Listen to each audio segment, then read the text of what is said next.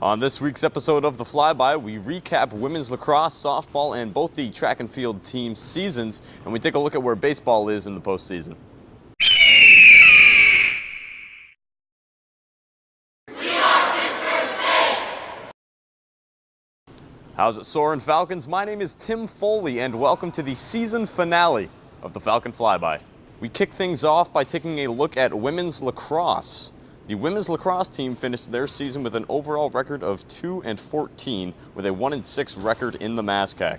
The team finished 7th in the conference, making this the first year that the team has missed the playoffs since 2009, when the team was still a part of the New England Women's Lacrosse Alliance. Despite the setback, the team had strong showings all season long from Tracy Long, Nicole Kopaz, and Marguerite Belcher. Long led the team on offense all season long, scoring 45 points, and then Nicole Kopaz bolstered down the defense, being 4th in the MASCAC with 29 caused turnovers. Both athletes were named to the MASCAC second team all-conference.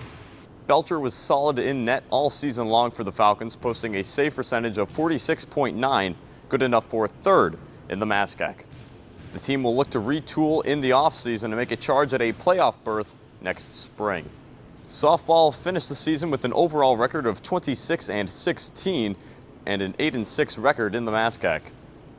They ended up finishing as the 4th seed in the conference and matched up against 5th-seeded MCLA in the first round of the tournament. What's up, Falcons? This is Tim Foley here alongside Taylor Colvin and Mackenzie Lambert following the conclusion of the opening round game against MCLA here at the Donnelly Withington Memorial Softball Field.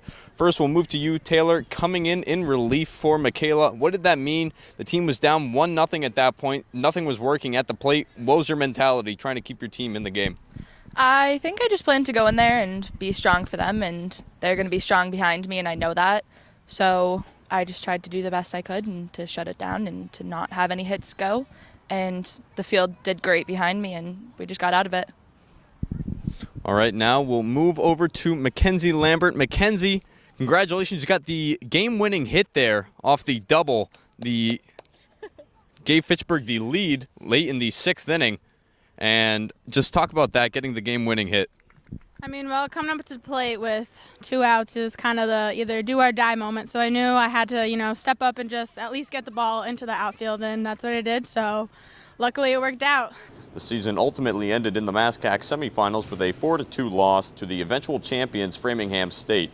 Fitchburg received a litany of honors at the end of season awards. Juniors Mackenzie Lambert and Michaela Harnois and freshman Olivia Peterson were each named to the 2nd team all-conference, while freshman Audrey Johnson was named to the 1st team all-conference for her play at first base, 3rd base, and designated player. In addition to the player awards, head coach Mary McDonald was named Conference Head Coach of the Year.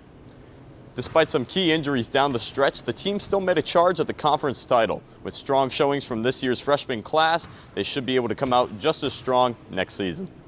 The baseball team clinched the 2nd overall seed in the MASCAC. Some of the key contributors for the Falcons this season include Nick Cordeau, Sean Gamlin, and Tommy Parsons. Cordeau was in the top 5 in several statistical categories, including hits, home runs, and batting average. Gamlin was 1st in the MASCAC in saves this season with 6, and Tommy Parsons was 3rd in the MASCAC in ERA and was tied for 7th in wins with 5. The men and women's track and field teams both placed 4th in the yearly MASCAC Alliance track and field meet, which they also happened to host. The men's team finished with 81 points and were led by Christian McWhinney Armstead, who won the high jump, Jacob Mavesian, who came in 2nd in the 10,000 meter, Timothy Sheehy, who came in 2nd in the 1,500, and Joseph DeRigo, who finished 2nd in the 3,000 meter steeplechase. The women's team finished with 25 points and were led by Sylvia Owusu-Aguai, who finished 5th in the 100-meter hurdles, Brianna Lizotte, who placed 5th in the javelin, and Brianna Young, who placed 5th in the hammer throw. And that's it for Season 1. I'd like to thank you all for joining us as we went through this first season. It was a lot of fun putting this show together here at FSN, and I personally want to thank Emma Thomson, Jamie Rogers, and Betty Ann Mahalik for helping to put this show together behind the scenes. Be sure to tune in next fall as we will continue to bring you coverage of your favorite birds in all of college sports. Reporting from the Berg, Tim Foley, signing off.